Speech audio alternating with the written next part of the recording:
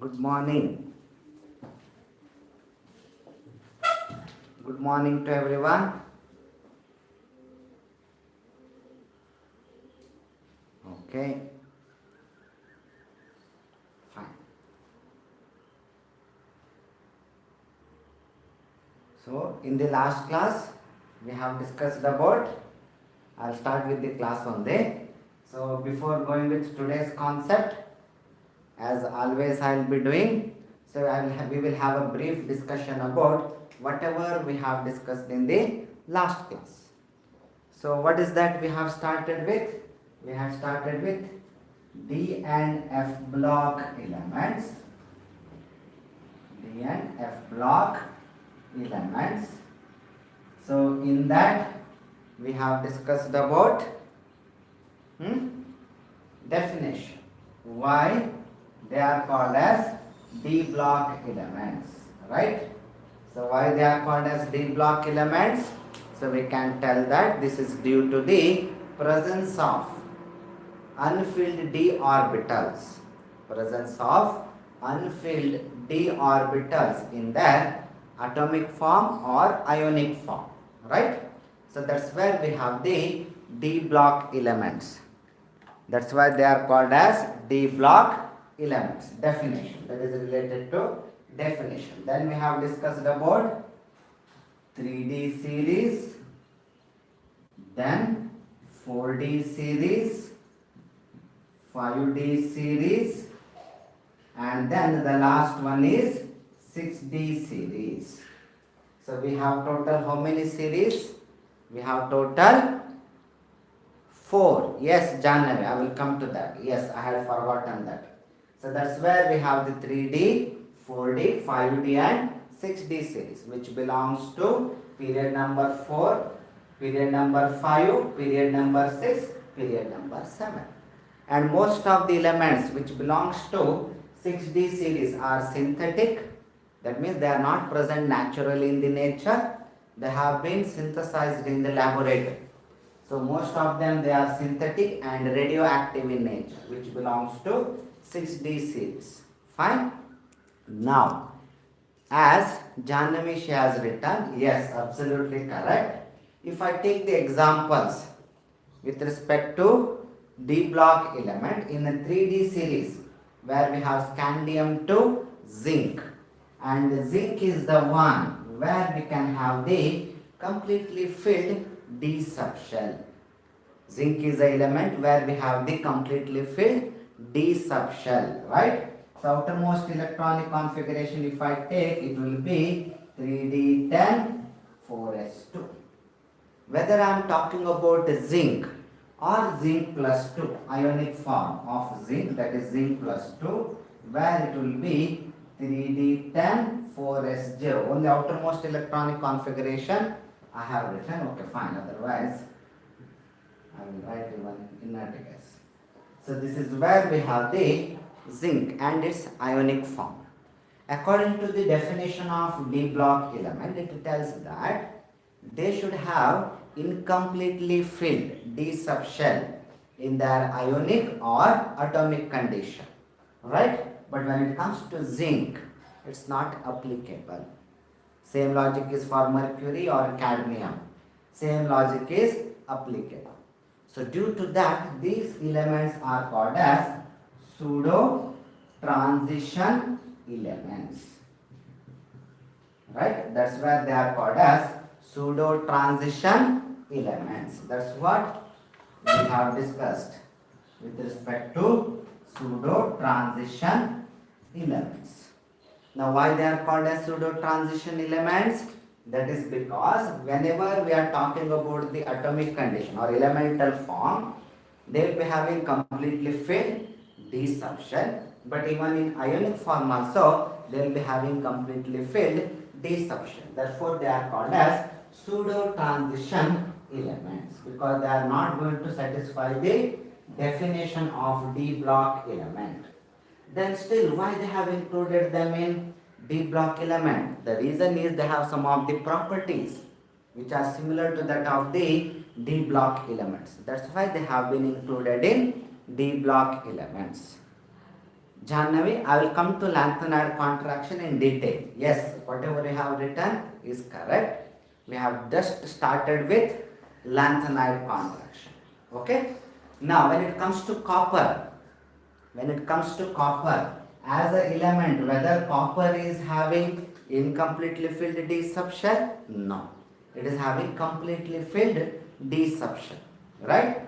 So that's where we have argon 3d10 4s1, right?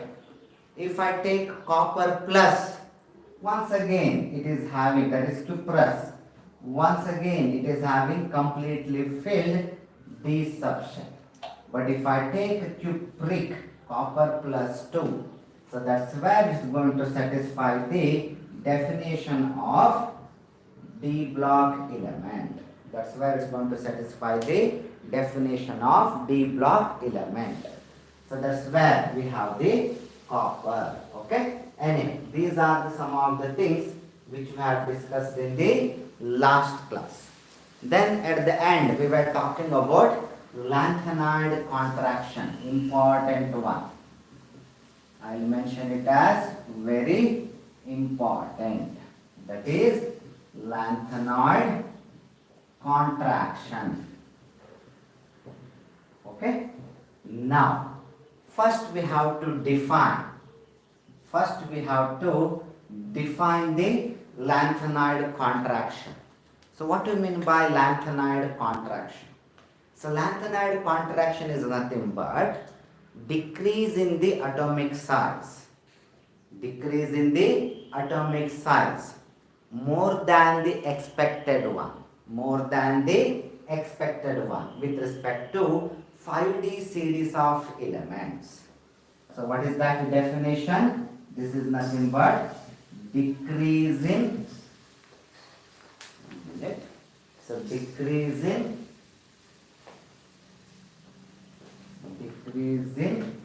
atomic size. Decreasing atomic size more than the expected or more than the expectation. Okay na? With respect to 5D series elements. 5D series elements. If you observe, why I have written decrease in atomic size? All of us will know that when you move in the periodic table from left to right, so there will be decrease in the atomic size, right? So there will be decrease in the atomic size. Now, that's where I have written here also. As we are moving along the 5D series, what is happening? There will be a decrease in the atomic size, no doubt. But there is a more decrease in the atomic size than the expectation. Right? See, for example, when I am talking about 5D series, this is the amount of decrease. We will imagine if I take 3D series, so that's where we have the atom. Right? So what I mean to tell here is this is the expected one. So this is the expected one. But here it is more decrease even compared to the expected decrease in the atomic size. Right? This is the definition.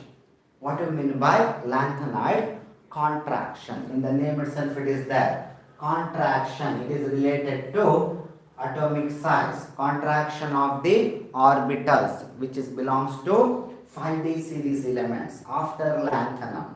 Okay, that's why they are called as lanthanide contraction. Now, we have to give the reason. What are the reasons or what is the reason for the lanthanide contraction? The reason is very simple.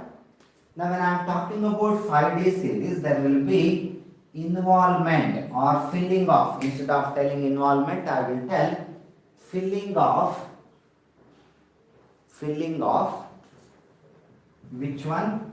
There will be filling of which one? Can anyone of you tell me? 5D belongs to period number 6, n minus 2. There will be filling of 4F orbital, which will have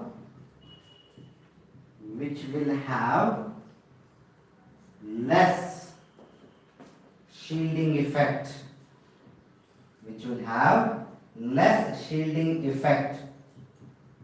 on the other electrons, other orbital electrons. What my point?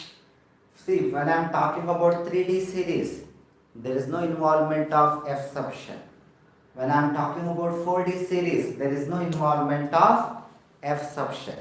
But when I am talking about 5D series, there will be involvement of F sub shell, that is 4F sub shell. Now that's where, since there is involvement of F sub shell, which will be having least shielding effect on the other electrons or outer electrons or other orbital electrons. So due to that, we can observe the lanthanide contraction. This is the reason, right? So that's where we can have the decrease in the atomic size more than the expected one. And due to that, what is the reason? The reason is due to the presence of or involvement of 4f orbitals, which will have less shielding effect. On the outer shell electrons or electrons which present in the other orbitals. So it will have the least shielding effect. Because all of us we know in atomic structure first year, if you take the subshells S, P, D, F, S is the one which will have the maximum shielding effect on the other electrons, right? Then comes the D, then comes the P, then comes the D, and the last one is F, right? So that's where we have the lanthanide contraction. Now, what is the consequence? Why we can observe the lanthanide contraction? What is the consequence for that? The consequence means impact. What is the result? What is the impact of lanthanide contraction? Naturally, consequences of lanthanide contraction will be atomic size of 4D series. Atomic size of 4D series and 5D series will be almost the same. 4D series and 5D series will be almost the same. So atomic size of 4D series and 5D series elements will be almost same. That is the major consequence, right? That is the major impact, right? So what is that one? What is the consequence of lanthanide contraction? Consequence here is 4D series element and 5D series elements will be having almost similar atomic size, right? Now, if you observe the periodic table, as you move down the group, what will happen? There will be increase in the atomic size. All of you will agree? As you move down the group, there will be increasing in the atomic size. Same trend has to be followed even by the transition elements.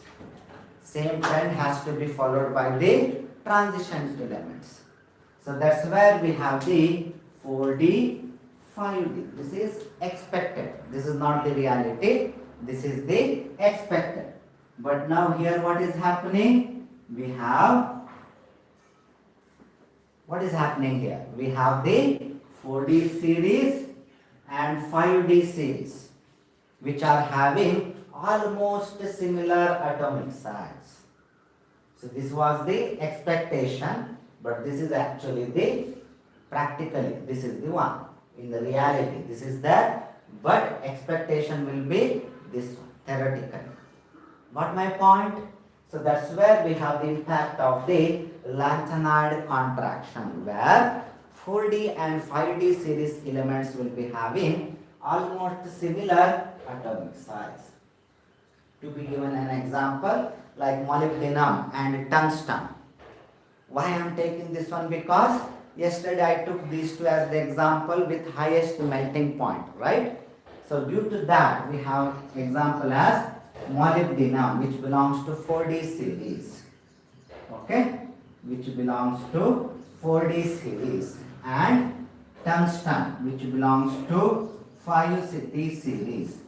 They will have similar atomic size. They will have the similar atomic size. That's what we can observe. This is the consequence of the lanthanide contraction. Why I have taken molybdenum and tungsten?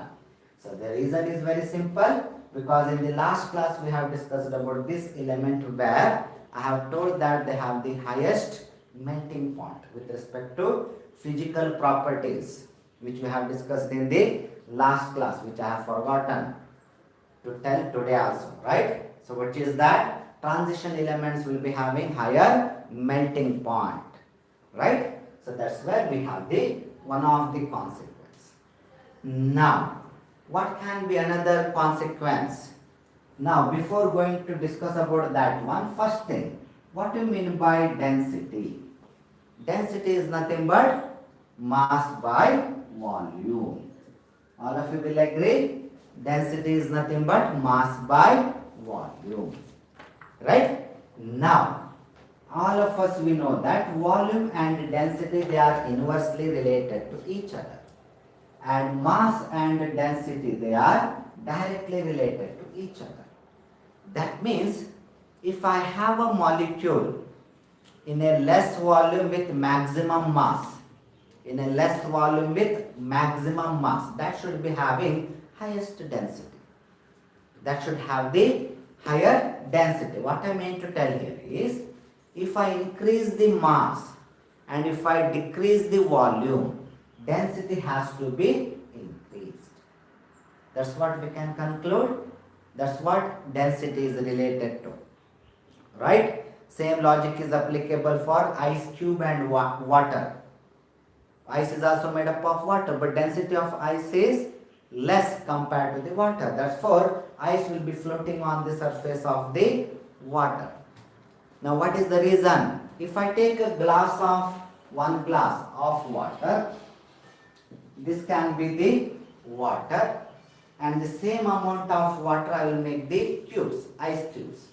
Now, if I put it into same container, ice cubes will occupy the higher volume. What is the reason? Because of the empty spaces which will be present between them. So that's where density of the ice will be less compared to the water, because less mass will be present in large volume. So same logic is applicable due to the lanthanide contraction. Now what will be happening? 5D series will be having, 5D series elements will have, 5D series elements will have high density. 5D series elements will have high density or higher density. Okay? So this is another consequence of the lanthanide contraction. We have discussed about definition. What is lanthanide contraction? Then we have discussed about the reasons why lanthanide contraction is happening. Then we are talking about consequence of the lanthanide contraction. First one is 4D series elements and 5D series elements will have the similar atomic size, and next one is 5D series elements will be having high density or higher density. For example, we have osmium. We have the osmium, which is the density of osmium is such a high that nearly 26 grams per centimeter cube. That is the amount, 22 to 26. Okay, I will make it as 22. 22 grams per centimeter cube. That is the density of the osmium, right? Which is having highest density among the element present in the periodic table. If I take sodium, it can be less than 1. Maybe 0.8 to 0.9 gram per centimeter cube sodium. If I take iron, it can be somewhere around 8 gram per centimeter cube. Can you imagine the difference? Osmium is having highest density, which is around 22 grams per centimeter cube, which is somewhere around 22 grams per centimeter cube. Okay, so that's where we have the impact or consequence of the lanthanide contraction. Any doubts? In this, any doubt? You can expect question from this part about lanthanide contraction. They have asked many times. Any doubts in this regard?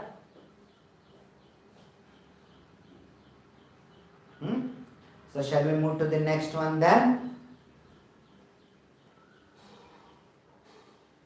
Okay, we will move to the next one. That is related to oxidation states. Oxidation states. That is with respect to D block elements. Fine. Now, if I take D block element, when I am talking about oxidation state, there is a variation. There is a slight variation. It will not have the regular trend which we can observe in the P block, which we can observe in the S block. When it comes to S block, all of them either they will show +1 with respect to alkali metal and +2 with respect to alkaline earth metal. That is the common oxidation state. But when it comes to P block, there is a slight variation. There is a slight variation. So that is due to the, can anyone tell me? Inert pair effect. That is due to the inert pair effect, which will make some changes with respect to the oxidation state of the lower elements in the P block. But when it comes to D block, there is no question of inert pair effect. That is one thing. And another thing here is when it comes to D block, they will have multiple oxidation states, and that trend is variable in a particular period. In a group, yes, that trend is there, but in a period that will be variable. See, for example, if I take 3D series, same thing is applicable for 4D, 5D and 6D series also. Okay, so if I take 3D series, which is the first element, it will be scandium, then comes the titanium, then vanadium, then comes the chromium, then comes the manganese. Now I will stop here. Okay, still we have to go. Afterwards I will come to that. So if I observe these elements where atomic number is 21, 22, 23, 24, 25. So if I observe these elements, so that's where we have one particular trend where minimum oxidation states, minimum oxidation state or oxidation number for these elements will be equals to number of electrons in S subshell. Number of electrons present in the outermost S subshell. In the S subshell. I should use small.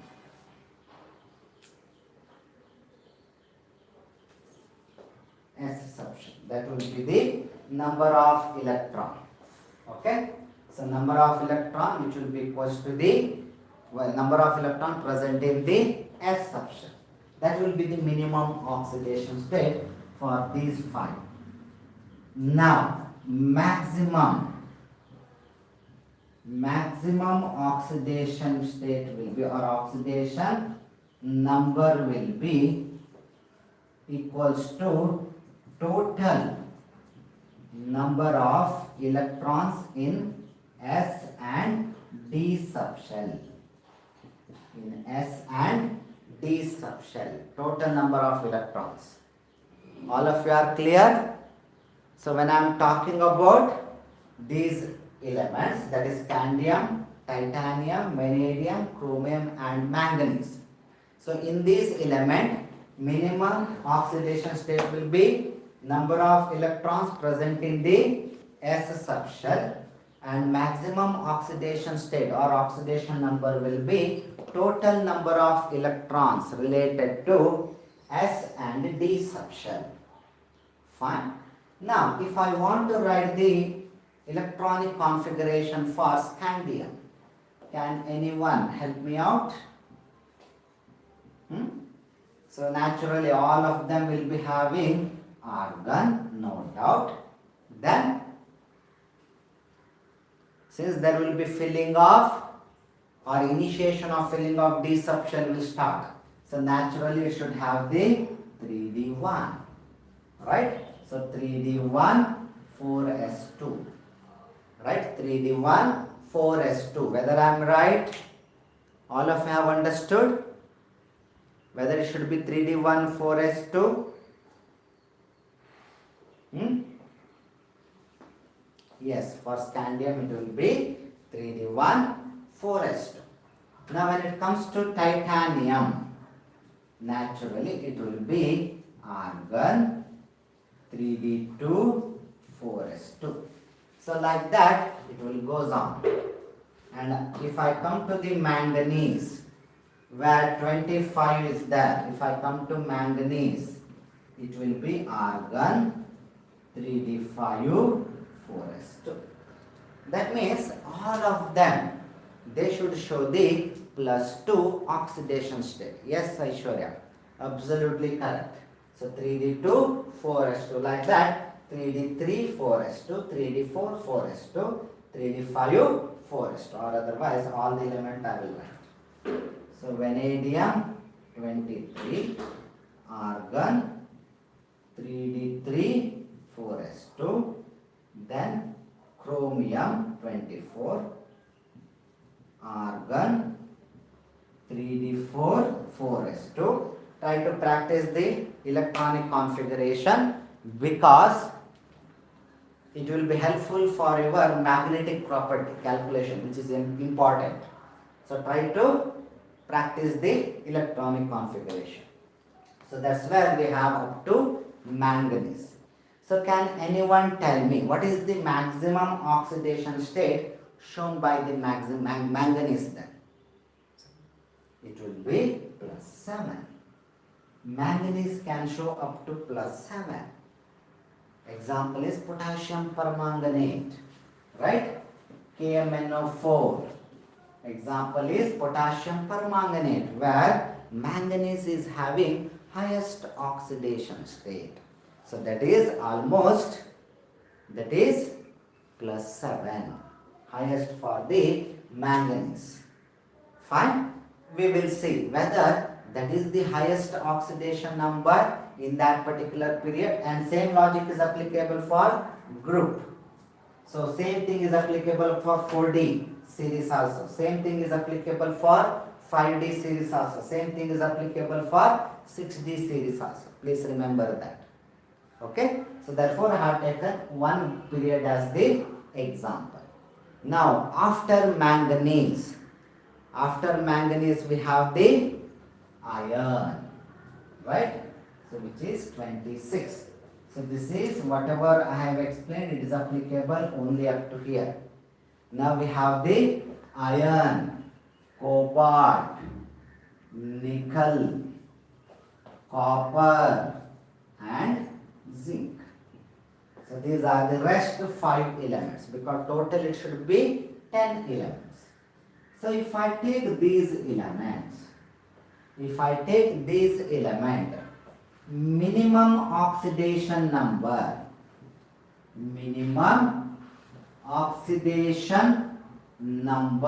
is equals to number of electrons in S subshell, same as that of the rest of the 5. Number of electrons present in the S subshell. Okay, so that's where we have the condition. Now next, maximum number will vary here. Maximum oxidation number. It's not total number of electrons. It will be total number of electrons in S and number of unpaired electron in D subshell. Maximum oxidation number will be number of electron in S subshell and number of unpaired electron. Number of unpaired electron in D subshell. In D subshell. So that should be the condition. That's where it's going to vary. Minimum oxidation state, okay, fine. But when it comes to maximum oxidation state, that's where it's going to vary. All of you have understood? Any doubt? Now in that case, anyway, I have finished with this one. Any doubt with respect to scandium to manganese? All of you have understood? So that's where manganese will be having highest oxidation state in these 5. That is, it can go up to +7. No other element can show the +7 oxidation state as that of the manganese. Example also I have given, that is potassium permanganate, KMnO4. Any doubt here? Because now I will be starting with the iron. Iron to zinc. Now, when I am talking about iron to zinc, can anyone write the outer electronic configuration for iron? Outer electronic configuration for iron, it is 26. Naturally argon, then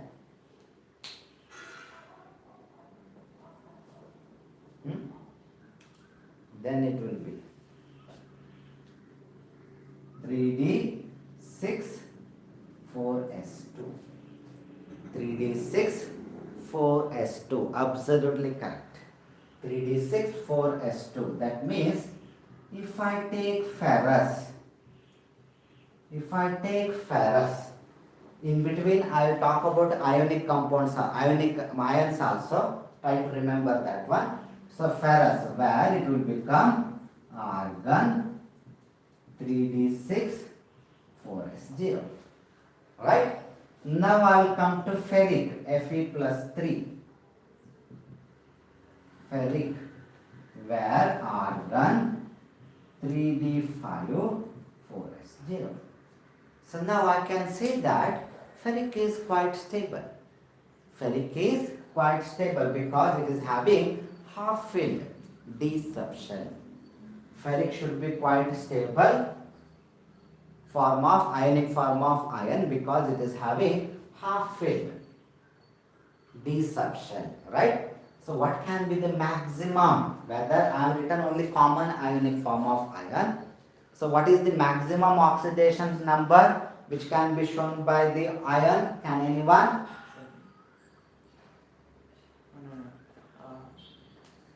It is 3d6, right? Then 4s2. So 1, 2, 3, 4, 5, 6. So here we have the, so it will be 6 because it tells that maximum oxidation number should be number of electron in S subshell and number of unpaired electron in D subshell. So therefore I can see here it is 2 and here it is 4. So it can go up to +6. Iron can go up to +6. Fine. Now same way, can you write the electronic configuration for cobalt? Electronic configuration for cobalt, that is 27. So here it should become 3d7, right? So what should be the maximum oxidation state shown by the cobalt according to that? So 3d7 means, so here it is 4s2. So 1, 2, 3, 4, 5, 6, 7. That means maximum it should be +5. It should be plus 5, right? So that's where we have for the cobalt. Now what should for zinc? I'll directly go for zinc. Okay, in between copper. Can someone write it for copper? Copper is 29. Can someone write it for copper? What should be the electronic configuration?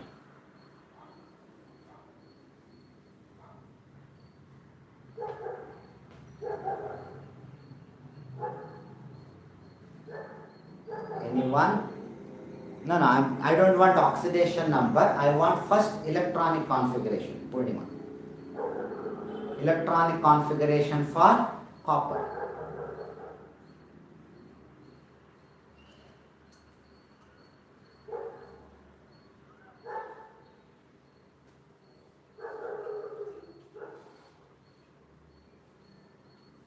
Plus 3D9 4s2. All of you will agree? Copper. She has written, Purnima, she has written 3D9 4s2. Electronic configuration I am talking about. Now, that's where we have the copper, which will have 3D10 4s1. Slight variation. That's why I asked about copper. Okay, na? So it will be having electronic configuration as 3D10 4s1. Aishwarya, why 4s2? It should be 4s1, right?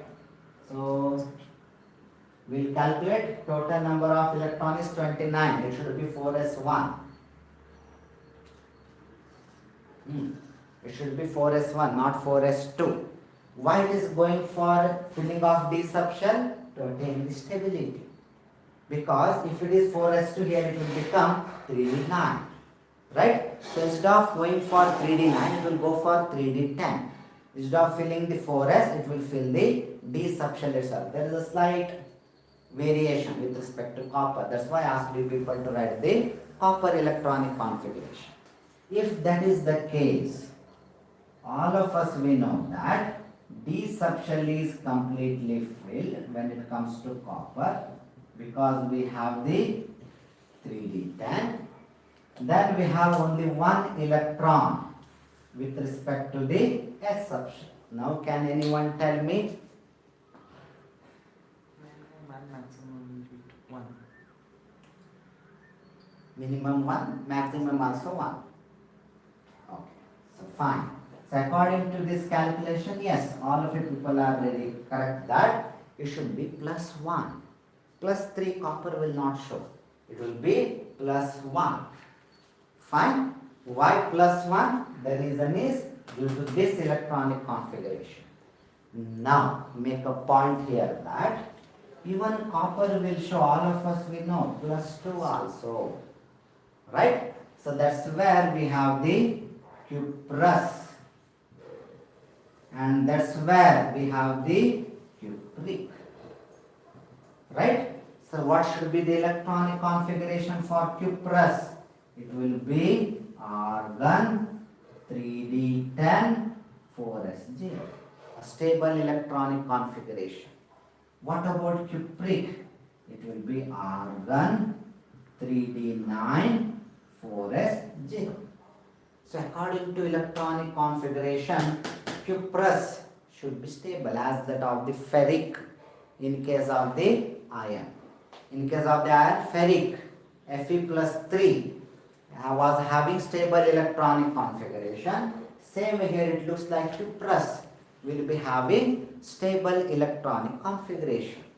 Yes, copper ion, among the copper ion, cuprous ion is having stable electronic configuration, no doubt.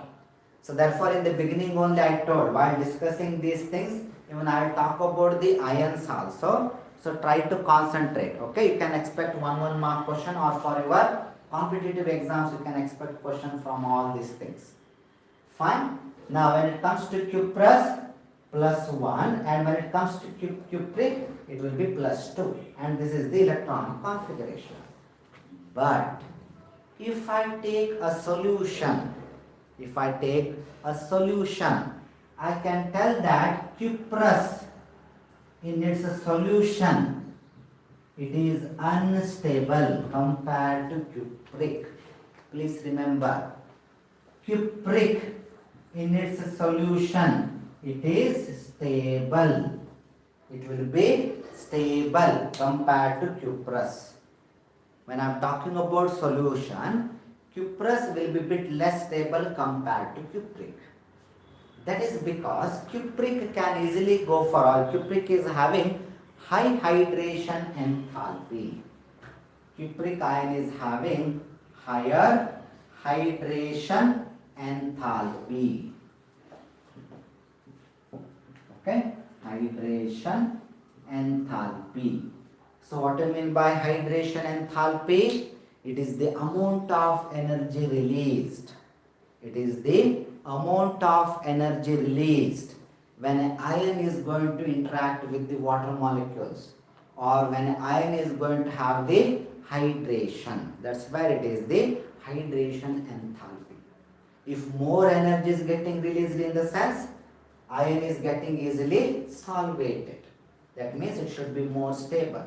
Less hydration enthalpy means it is having less hydration power, so it should be less stable in its solution, not as a ion, as a ion in the solution. Okay, so that's where cupric and cuprous stands for. Due to this reason, cuprous, whatever is there, normally it will be converted into cupric and some amount will get converted into copper due to the less hydration enthalpy. All of you have understood? So copper electronic configuration, please remember this one, 3D10 4s1. So why 3D10 4s1? Why not 3D9 4s2? That is because to attain the stable electronic configuration, one electron will be taken by the 3D subshell only instead of 4s. And that's where we have the +1 and +2 oxidation state, which will be shown by the copper. All of you have understood? Fine. And please remember the electronic configuration, because whenever we are talking about redox potential, SRP, standard redox potential, all these things help you out. We are going to discuss that one also. Fine. Now, when it comes to zinc, okay, I will repeat Aishwarya. When I am talking about copper, so where we have the +1 and where we have the +2. So when it comes to copper as an element, it is having electronic configuration as 3D10 4s1. So there is a slight variation in Aufbau principle, right? According to Aufbau principle, 4s should be completely filled, then electron should go to 3D. But here what is happening? Before completely filling of 4s, it is coming to the 3D. That is because to attain the stable electronic configuration or completely filled D subshell. Therefore, copper is having electronic configuration like this. So due to that, copper, we can tell that it can show +1 oxidation state because there is no unpaired electron in D subshell. So what is the number of electron in S subshell? That is 1. So it should show cuprous, OUS, cuprous form of copper ion, or oxidation number will be +1. I am talking about ion, that is oxidation number will be +1. But if I go with +2, even that form is that is because of the higher hydration enthalpy. That is due to the higher hydration enthalpy. Okay? Because whenever we are talking about ions, it's not only the electronic configuration, we have many other factors. And one of the factor which is going to contribute for the availability of those ionic form is hydration enthalpy. So if I take cuprous and cupric, cuprous will be having less hydration enthalpy and cupric will be having higher hydration enthalpy. And please remember, lower oxidation number will be with OUS, ending up with OUS. Higher oxidation will be ending up with IC, cuprous, cupric, ferrous, ferric. Ferrous was plus 2, ferric was plus 3. Same way, cuprous plus 1, cupric plus 2. Now, cupric ion will be having higher hydration enthalpy. Therefore, copper can exist in two ionic form, or copper can show two oxidation state, plus 1 and plus 2. Fine? All of you have understood? Now, if you have understood, I will come to the next one. All of you have understood? Okay. Now, if you recollect, whenever we are talking about Sandmeyer's reaction, whenever we used to talk about Sandmeyer's reaction, we used to write it as Cu2Cl2. Right? We used to write it as Cu2Cl2. So what is that Cu2Cl2? Instead of that, we can write it as CuCl, right? Cuprous chloride. So please remember that whenever we are talking about plus 2 oxidation state of copper with halogen, they are a bit less stable compared to cuprous. There is a variation. Depending on which is the another partner, there is a variation. Anyway, okay, fine. To avoid the confusion, I will stop here. Try to remember this. That is higher hydration enthalpy of cupric compared to cuprous. Therefore, copper can have plus 1 or plus 2. Can anyone talk about zinc? That halogen and all I will discuss when I talk about redox potential. Okay? So in that case, when I am talking about zinc, can anyone tell me what should be the oxidation state? So oxidation state of zinc. Naturally, electronic configuration will be argon 3d10 4s2. 3d10 4s2. Yes, 4s2 3d10 or 3d10 4s2, no problem. Now, what should be the oxidation number?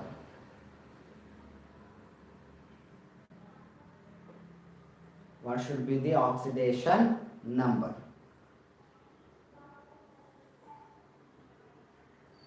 Shown by the zinc. What is the oxidation number? Plus 2. Yes. Zinc will show only one oxidation state, that is plus 2. That is the total number of electrons present in the S subshell.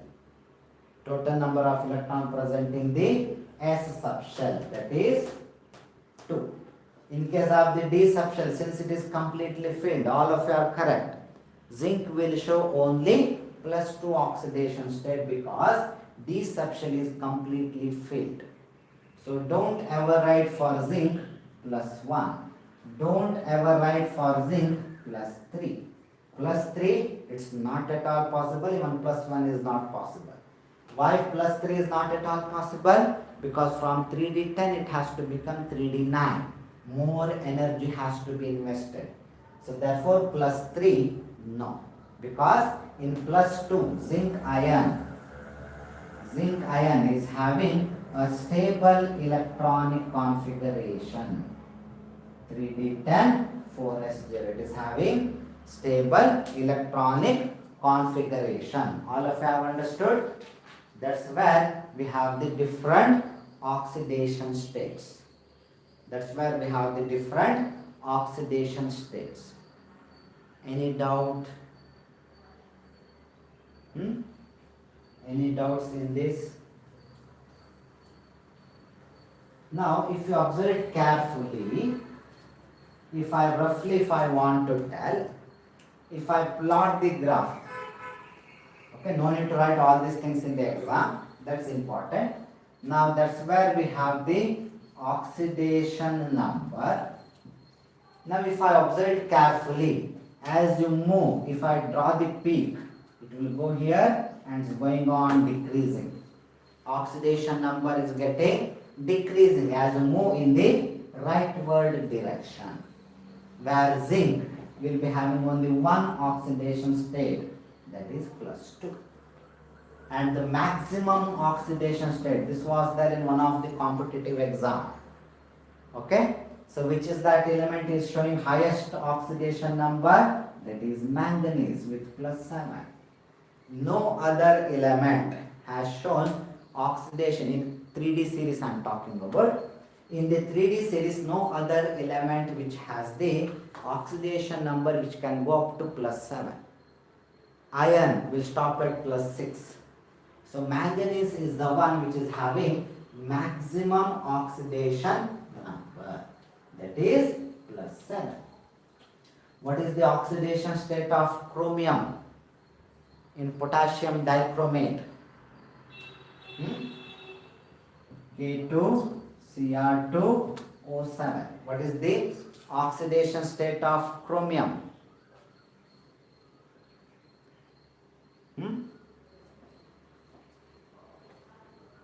+6. Yes, it should be +6. We will see.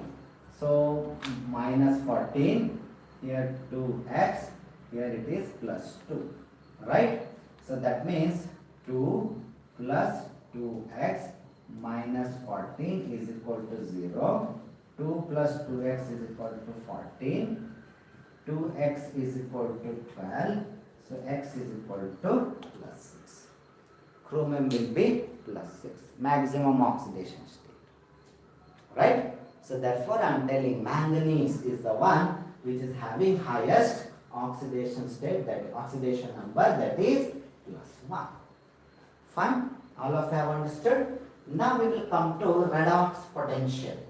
Please remember, you can expect 1 mark from these things, and for competitive exams definitely you can expect from this part, whatever I am discussing. Okay? So board point of view, Lanthanide contraction, many times they have asked, and 1 mark question you can expect. But for competitive exams, any of these things they can ask. Now I am talking about standard. This is actually standard. I will write full form only.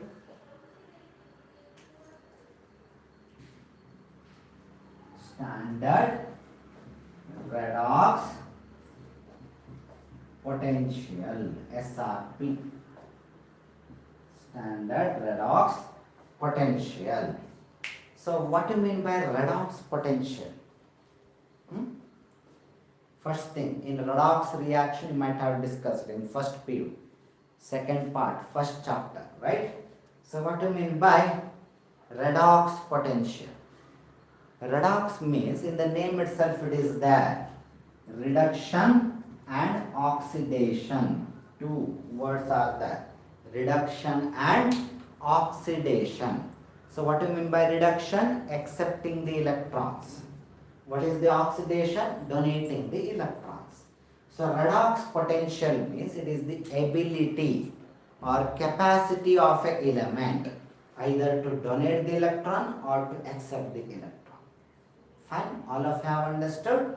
And now all of us we know that whenever we are having oxidation and reduction molecule, for example I have H plus and hydrogen.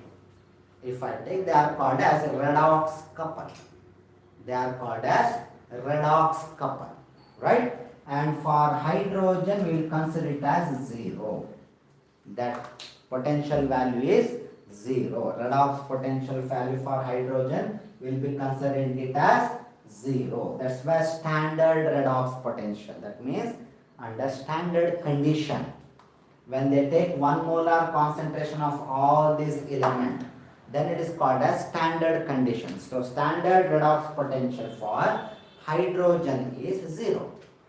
Now compared to hydrogen, either we can have the negative value or positive value.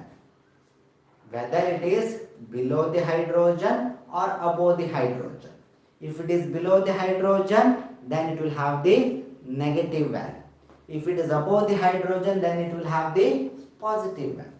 So that's where we have the redox potential value. So based on the positive or negative value, we can tell that whether they are good donors of electron or they are good acceptors of electron compared to hydrogen.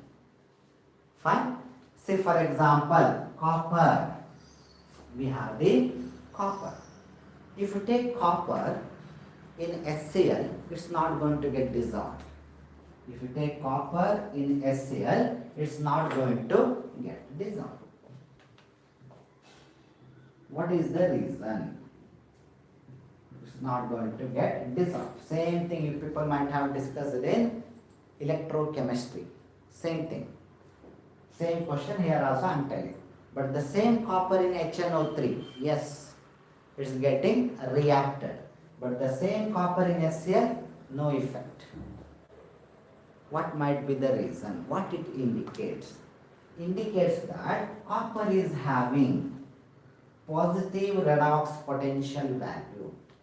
Copper is having positive redox potential value. I am talking about this condition where +2 as the ion with respect to the metal. So if I take this one as the condition, M2 plus M, that means cupric ion formation. According to that, copper is not going to have the reaction. So that means Cu plus 2, Cu will have positive redox potential value. It will have positive redox, it will have positive redox potential value, not negative, positive redox potential value. What is the reason? The reason is copper is not going to donate the electron to H plus. If that is the case, don't write this reaction. Copper plus HCl. If copper would have donated the electron to H plus, now what will happen? It will become Cu plus. It will become Cu plus, Cl minus and hydrogen. So if you balance, it will become hydrogen gas would have been liberated. Right? Hydrogen gas would have been liberated. That will not happen. That's what I mean to tell. This reaction is not going to happen. Why? Copper cannot donate the electron to H plus. That's why it is having redox potential value as plus positive value. What about H plus hydrogen? It is 0. So right? So that means this copper is above the hydrogen. So it will have more affinity to the electron compared to the H plus. So it's not going to have this particular reaction. But if I take HNO3 and all, where they have very good oxidizing agents. If I take HNO3 and all, they are very good oxidizing agents, nitric acid. So due to that, copper is going to react. Due to that, copper is going to react. All of you have understood? Whether I am clear? So redox potential is nothing but ability of an element either to get reduced or to get oxidized, or I can tell that it is the ability of the element either to accept the electron or to donate the electron. So based on that, we can have either positive value or negative value, where 0 will be taken for hydrogen, standard hydrogen electrode, right? She. You people have studied that one in electrochemistry. Same thing. Now according to that, since copper is having, redox couple of copper is having positive value, it shows that it cannot be dissolved or it cannot be reacting with the HCl because it is having the positive value.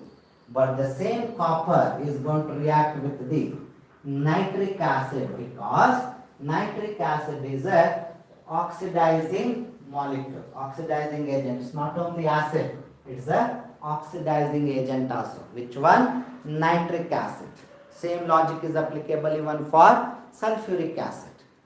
So therefore copper is going to react there, but not with the HCl. All of you have understood? Any? Tomorrow we are going to continue on this.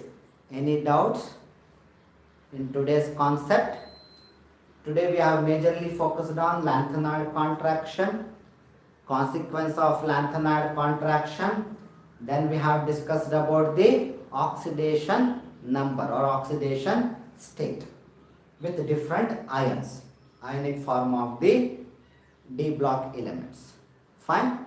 So tomorrow we are going to focus much more on the redox couple. Then we'll move on discussing about the color. Why D block elements will have the colors. Okay. Thank you. Thank you very much.